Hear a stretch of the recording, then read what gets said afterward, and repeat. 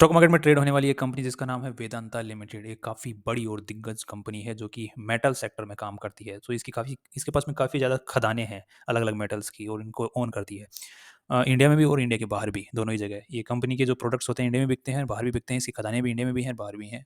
सो ये international company है kind of. अब यहाँ पे एक कंपनी के पास में एक बड़ा अपडेट निकल के आया है कि कंपनी के अंदर में एक बहुत बड़ी रीस्ट्रक्चरिंग चल रही है। जो कंपनी के जो आज के दिन सब्सिडरीज हैं, उनको कंपनी बोल रही है कि हम अलग इंडिविजुअल कंपनीज बना रहे हैं और उनको अलग इंडिविजुअली ही लिस्ट किया जाएगा स्टॉक मार्केट में। अब इसमें से होगा क्या कि अब इस कंपनी के अंदर में से 5 अलग-अलग कंपनियाँ निकलेंगी और निकलेंगी। ये कंपनी तो एग्ज़िस्ट करेगी ही, इसी के अलावा 5 और कंपनियाँ निकलेंगी, और उसकी हम देख लेते हैं यहाँ पे कौन-कौन सी कंपनियाँ निकलेंगी।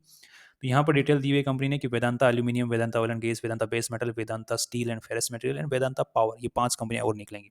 अब इनके शेयर्स किस तरीके से मिलेंगे, जिस भी बंदे के पास में वेदांता के शेयर्स हैं, उनको इन पाँचों कंपनियों के एक-एक शेयर्स और दे दिए जाएँगे। अब इसमें ये आपको देखने को मिल रहा होगा कि आज के दिन ये ₹230 के आस-पास में ट्रेड हो रहा है, 220-30 के आस-पास में वेदांता का शेयर। तो ऐसा नहीं है कि आपको ₹220-30 का तो वेदांता का शेयर चलता रहेगा और साथ में इनके भी शेयर्स एक्स्ट्रा मिल जाएँगे, तो आपको एक अच्छा खासा, ऐसा नहीं होगा। जब ये सब सारी की सारी कंपनियाँ लिस्ट होंगी, तो जो वेदांता का जो शेयर प्राइस है वो डाउन कर दिया जाएगा, और उतने ही प्राइसेज़ से डाउन किया जाएगा जितने प्राइसेज़ इनके रखे जाएँगे, राइट? जैसे कि अभी डीमर्ज हुआ है आईटीसी से, आईटीसी जो होटल्स हैं वो डीमर्ज हुआ, तो क आईटीसी का जो स्टॉक प्राइस है उसको डाउन किया जाएगा। अभी जैसे रिलायंस से डीमर्ज के जियो फाइनेंशियल हुआ, तो जो रिलायंस का जो शेयर है वो डाउन शिफ्ट हुआ। सो अगर कोई भी कंपनी, एक घर में से अगर कोई बंदा निकलता है, तो वो प्रॉपर्टी उस घर के अंदर जो जो वो ओन करता है, एज एन सम्मिलित ओन कर रहा था, वो जब अलग हो जाएगा तो उस घर की जो प्रॉपर्टी होगी वो उसके नाम से, वो भी उसको लेके चला जाएगा साथ साथ में। तो ऐसा ही इस कंपनी के साथ में होगा। और अब ये पॉइंट ये है कि ये काफ़ी पॉजिटिव पॉइंट है, और इसकी वजह से कंपनी की जो जितनी भी कंपनियाँ हैं, जितने भी जो शेयर होल्डर्स हैं, उनको आने वाले टाइम में बेनिफिट देखने को मिल सकता है, ऐसा कंपनी का कहना है। ऐसा क्यों? क्योंकि कंपनियों के अब जो आज के दिन जो सब्सिडियरीज़ हैं वो इंडिविजुअली काम करेंगी। मतलब एक तो होता है कि एक बेटा है जो कि अपने पापा के सानिध्य में काम कर रहा है। अब वो अलग ही उसको पूरा पूरा बिज़नेस खोल के दे दिया, तो अब वो इंडिविजुअली काम करेगा, पूरा सँभालेगा, अपने हिसाब से पूरा बिज़नेस चलाएगा। तो अब उसके डूबने के और उभरने के जो चांसेस होते हैं वो उसके ऊपर पूर्णतः हो जाते हैं। मगर उसको एक अच्छी खासी ट्रेनिंग मिली है पिताजी के अंदर में उसी बिज़नेस को चलाने की, तो चांसेस ज़्यादा हैं कि वो सक्सेसफुल रहेगा, और काफ़ी नीचे सानिध्य में, छाया में रहते हुए जितना सक्सेसफुल हो सकता है, उससे कहीं गुना ज़्यादा हो सकता है। Right?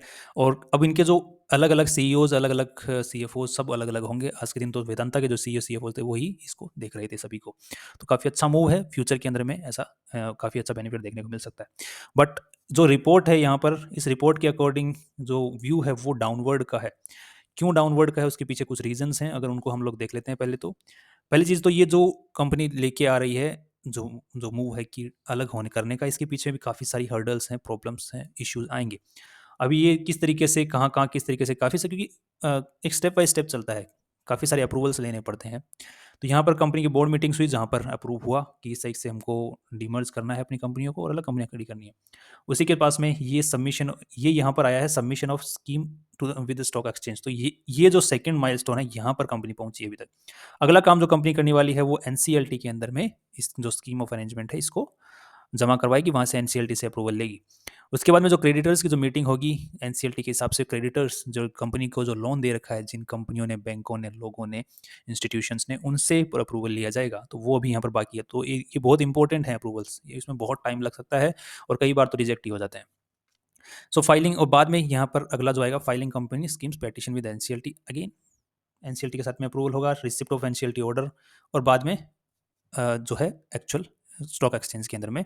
So final approval NCLT का ही है। सो एनसीएलटी के अप्रूवल के अंदर में क्रेडिटर्स के जितने भी अप्रूवल्स, अलग अलग लोगों को पूछ पाछ के एनसीएलटी ऑर्डर देगा कि हाँ कर दो अलग। तो इसका जो ओवरऑल टाइम जो कंपनी बोल रही है, 1 साल के आसपास में वक्त लग जाएगा। तो यहाँ पर कई बार कंपनियों को वक्त बहुत सालों का भी लग जाता है, कई बार 1 साल में जो कंपनी ने अपना बनाया है उसके हिसाब से भी काम हो जाता है। सो एक तो ये है कि टाइम अभी बहुत लग सकता है इस कंपनी को। दूसरी चीज़, यहाँ पे दूसरी रीज़न है कि कंपनी जब ये इन्फॉर्मेशन लेके आई है, जब ये पर्टिकुलरली, तो इसका जो पर्टिकुलरली इसी के जो प्रमोटर्स हैं ग्रुप के, यहाँ पर आप देख पा रहे होंगे ये रहे। ये जो कंपनी के जो प्रमोटर्स हैं, उन्होंने लगभग 5.5%, मतलब 6% के आसपास में जो शेयर्स हैं वो मार्केट में बेचे हैं इस इन्फॉर्मेशन को देने से लगभग 15 से 1 महीना पहले। तो कि 3 अगस्त के आसपास में आ रहे हैं, और ये इन्फॉर्मेशन जो आई है ये बाद में आई थी, इसके यहाँ पे डेट नहीं दी हुई। ठीक है, ये लाई 30 सितंबर के आसपास में आई है, और ये 3 अगस्त, मतलब 1 महीना पहले इन्होंने, प्रमोटर्स ने खुद अपने शेयर्स बेचे हैं मार्केट में। ब्लॉक ब्लॉक डील नहीं है। इसी के साथ में अगर कंपनी का हम लोग स्टॉक को भी देखते हैं, जो कि चार्ट को अगर देख रहे हैं यहाँ पर, तो चार्ट के अंदर में भी डाउनवर्ड ट्रेंड ही बना हुआ दिख रहा है, ऊपर से नीचे की तरफ से। यहाँ पर एक सपोर्ट है जिसके ऊपर स्टॉक ने सपोर्ट ले रखा है आज के दिन में। सो आने वाले में और नीचे जा सकता है ये क्योंकि ये जो डाउनवर्ड जो लाइन थी, जो अपवर्ड लाइन थी, जो ऊपर की तरफ जा रही थी, उसको भी ये ब्रेक कर चुका है। उससे पहले वाली जो ये लाइन जो बनी थी, इसको भी ये ब्रेक करके नीचे आ चुका है, जो कि इस लेवल पे काफ़ी टाइम तक सस्टेन किया, टूटा, अगेन इसको भी लाइन को ये तोड़ चुका है। अब इस अगर सपोर्ट को तोड़े तो अगला जो सपोर्ट है वो 150 रुपये के आसपास में है। और इसी के साथ में ये जो रिपोर्ट जिन्होंने बनाई है, उन्होंने यही अपना व्यू दिया है कि 150 के आसपास में जा सकता है आने वाले टाइम में।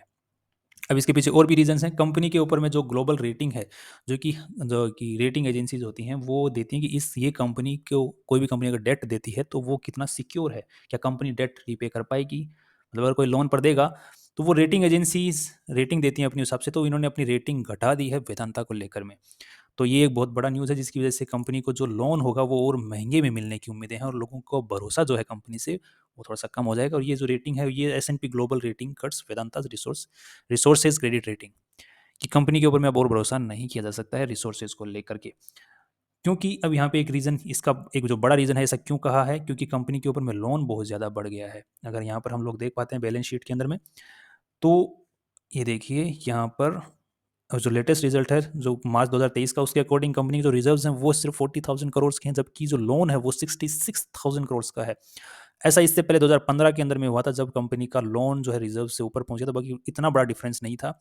यहाँ पर तो बहुत ज़्यादा बड़ा डिफरेंस देखने को मिल रहा है। तो कंपनी आने वाले टाइम में बहुत ज़्यादा इंटरेस्ट पे करेगी, अगर थोड़ा सा भी, क्योंकि मेटल सेक्टर में अगर मेटल सेक्टर के थोड़ा सा भी ऊंचा चढ़ाव आ जाता है, कंपनी के प्रॉफिट रेशियोज में फर्क आ जाता है, तो कंपनी का इंटरेस्ट पे करना भी मुश्किल हो सकता है।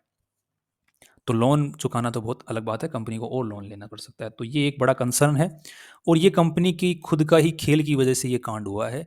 कंपनी के जब अभी अगर इसके थोड़ा सा स्टोरी में थोड़ा सा पीछे जाएँ कि ऐसा क्यों हुआ ये वाला जो, तो यहाँ पर जो कुछ लोग बोल रहे हैं कि एथिकल मैनेजमेंट की तरफ से अनएथिकल प्रैक्टिसेस की गई हैं कंपनी के जो टॉप मैनेजमेंट है उसके द्वारा। ऐसा मैं क्यों बोल रहा हूँ? क्योंकि इसके पीछे रीज़न ये है कि जब कोरोना का जब टाइम आया था, तो कंपनी का जो स्टॉक था 80 रुपए के आसपास में ट्रेड करा था, और कंपनी की जो मैनेजमेंट है, उस वक़्त इन्वेस्टर्स को सांत्वना देनी चाहिए।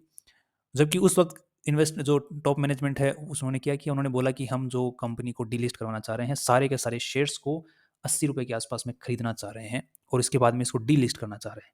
कंपनी को वापस शेयर मार्केट से हटाना चाह रहे हैं। तो जिन जो इन्वेस्टर्स लॉन्ग टर्म के हिसाब से इन्वेस्ट करके बैठे थे, जो कि 200 100 ₹150 के, ₹300 के आसपास में जो स्टॉक था उससे पहले, तो वो भारी नुकसान में उनको बेचना पड़ता था। बट यहाँ पर एलआईसी ने और काफ़ी सारे इन्वेस्टर्स ने ये जो प्रपोजल था कंपनी का, उसको रिजेक्ट कर दिया, और उन्होंने अपने शेयर्स उस भाव में देने से मना कर दिया। एलआईसी ने बोला 320 रुपये में दूंगा, लेना है तो ले ले।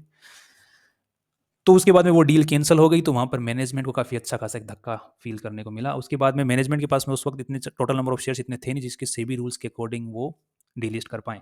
उसके बाद में मैनेजमेंट ने अपने जो शेयर्स उनके पास थोड़े बहुत थे, उनको बैंक के पास में गिरवी रखवाया और पैसे उठाए। पैसे उठाने के बाद में जो शेयर्स थे मार्केट से उठाना, खरीदना चालू कर दिया, और 70% के आसपास में मालिकाना हक हासिल कर लिया। मार्क शेयर्स खरीदते खरीदते खरीदते खरीदते इसके बाद में हुआ क्या, अब जो लोन चुकाना है, जो शेयर्स जो प्लेस करके जो लोन उठाया था बैंक से, उसका इंटरेस्ट भी तो पे करना है, वो लोन भी वापस चुकाना है। तो उसके लिए क्या किया गया, कंपनी के नाम पर लोन ने मैनेजमेंट ने और ज़्यादा लोन उठाया मार्केट से, फिर उससे डिविडेंड पे किया। अब 70% शेयर्स तो कंपनी के पास में ही हैं, तो मोस्ट ऑफ द जो डिविडेंड अमाउंट है वो किसके पास गया, कंपनी के पास में, जो प्रमोटर्स हैं उनके पास में गया। तो वहाँ से फिर उस लोन की, यहाँ पर अभी तक अनप्लेज किया हुआ कि इन्फॉर्मेशन तो नहीं आई है, बट यहाँ पर एक वो लगाया जा रहा है, अड़ंगा लगाया जा रहा है कि, मतलब एक दिमाग लगाया जा रहा है कि हो सकता है कि इन्होंने इंटरेस्ट पे करने के लिए ही वो ज़्यादा ज़्यादा डिविडेंड दिया, जबकि कंपनी प्रॉफिट्स इतना नहीं कमा रही है। जब किसी कंपनी का डिविडेंड दे दिया जाए और वो इतना वो प्रॉफिट ना कमा रही हो, तो इसका मतलब टॉप मैनेजमेंट में खराबी चल रही है।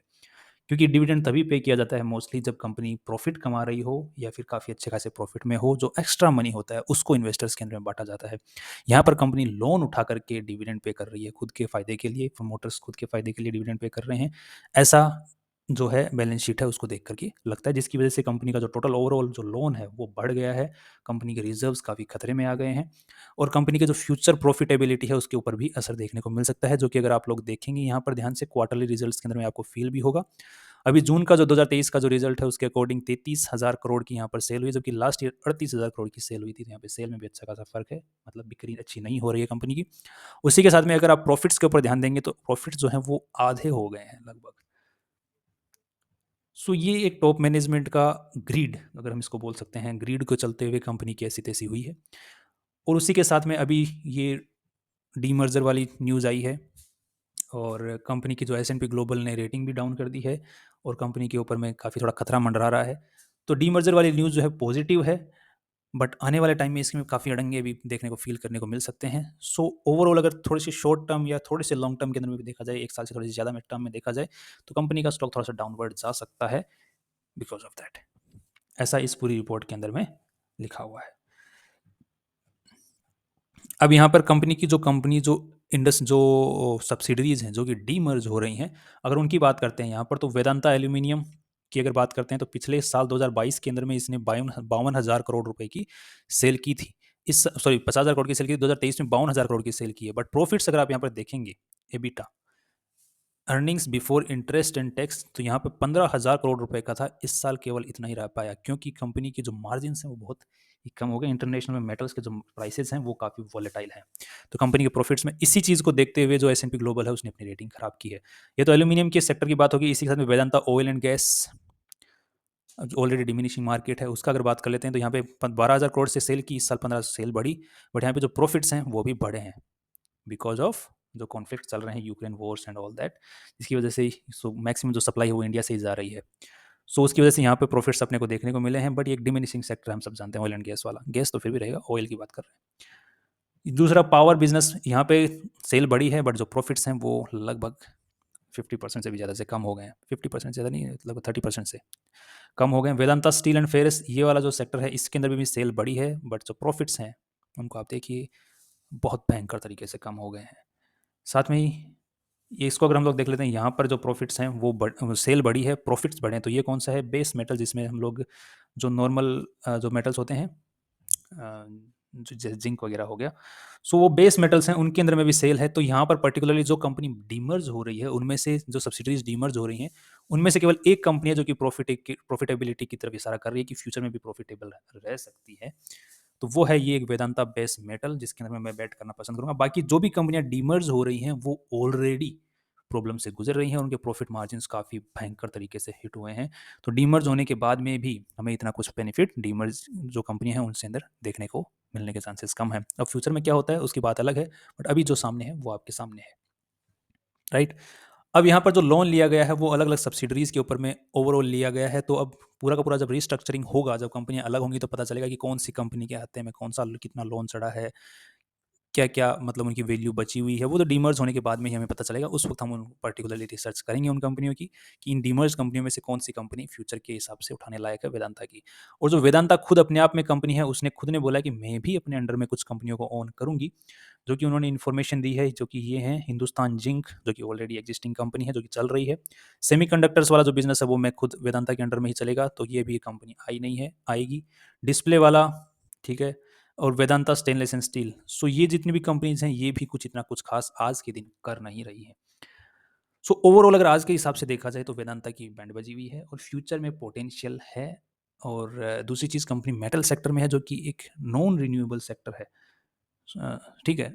और जो कि मतलब मेटल सेक्टर मतलब ये खदान वाला एरिया है। सो खदान में अगर कल को गवर्नमेंट की कोई भी रेगुलेशन या फिर एनवायरनमेंट से रिलेटेड कोई भी कुछ भी बदल जाता है, तो कंपनी के ऊपर काफ़ी असर देखने को मिल सकता है फ्यूचर के अंदर में। सो ओवरऑल अगर देखा जाए तो कंपनी का जो स्टॉक है नियर टर्म में, तो हमें शॉर्ट टर्म में देखने को मिल सकता है डाउनवर्ड की तरफ में, जो कि हमने चार्ट में भी देखा और रीजंस हमने डिस्कस किए, उन्हीं के बेसिस पे मैं बोल रहा हूँ। पर्सनल मेरा कुछ भी नहीं है यहाँ पर। बाकी that's all for this and see you tomorrow.